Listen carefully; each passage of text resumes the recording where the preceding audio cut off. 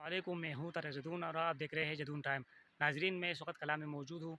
जैसा कि आपको मालूम है कि कलाम पाकिस्तान के खूबसूरत तरीन मुकामात में से एक है, लेकिन बदकिस्मती से यहाँ की इंतज़ामिया और टिम माफिया की मिलीभगत से दरख्त काटने की वजह से यहाँ की खूबसूरती में कमी वाक़या होती चली जा रही है। और यहाँ का जो टेम्परेचर है वो काफ़ी बढ़ चुका है। बारिशों और बर्फबारी में भी कमी वाक़ हुई है। अगर किसी टूरिज़्म स्पॉट में बारिशें ना हो, सब्ज़ा ना हो, बारिश ना हो, बर्फबारी ना हो और लेक्स और ना हो, आबशारें ना हो, तो उसको क्यों एक टूरिज़्म स्पॉट कहलाए। क्योंकि यहाँ लोगों ने सरमायाकारी की है और बेशुमार लोगों का रोज़गार इसी टूरिज़्म से वाबस्ता है। तो इसलिए गवर्नमेंट को चाहिए कि यहाँ की खूबसूरती को मेंटेन रखे। यहाँ जो अनप्लेन्ड आबादी है, जो एक शुतर-बे-बहार की तरफ बढ़ती जा रही है और सब्ज़ा ख़त्म होता जा रहा है, तो यहाँ की आबादी के लिए एक प्लान बनाएँ और रिफ़ॉरेस्टेशन करें, यहाँ पे दरख्त लगवाएँ और सफाई और सुथराई का बाकायदा इंतज़ाम करें। क्योंकि आप जिधर भी जाएँ, काला में घूमें या जो आस-पास की जगह है, जिस तरह ओशु का जंगल है, तो आपको जगह-जगह कचरे के ढेर ही ढेर नज़र आएँगे। इसमें ज़्यादातर रोल इंतज़ामिया का भी है, लेकिन इंतज़ामिया के साथ-साथ यहाँ जो जो भी टूरिस्ट आते हैं, तो वो सफाई का ख़्याल नहीं रखते। अगर ये सिलसिला चलता रहा इसी रफ़्तार से, तो बहुत जल्द कलाम में लोगों का आना कम हो जाएगा। यहाँ के लोगों को बेशुमार मसाइल का सामना करना पड़ सकता है, क्योंकि इसमें हुकूमत और आवाम दोनों का मफ़ाद है।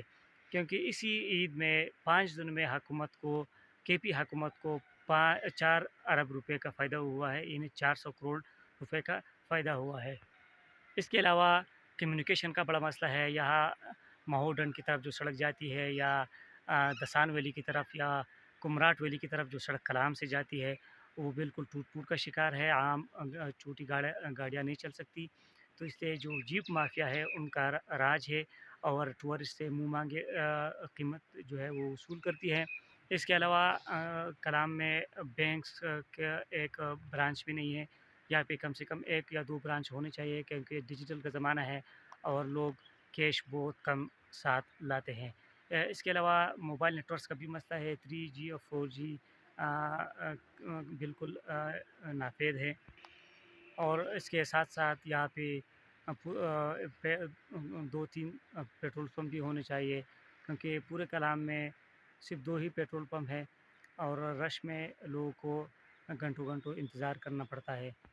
अगर ये सिलसिला चलता रहा, तो यहाँ के लोग जिनमें सरमायाकारी की हुई हैं, बाहर से लोग आए हैं पाकिस्तान के दूसरे हिस्सों से, और जिन लोगों को यहाँ रोज़गार मिली है, तो उनको भी मुश्किलात का सामना करना पड़ सकता है और यहाँ की खूबसूरती में कमी वाक़या।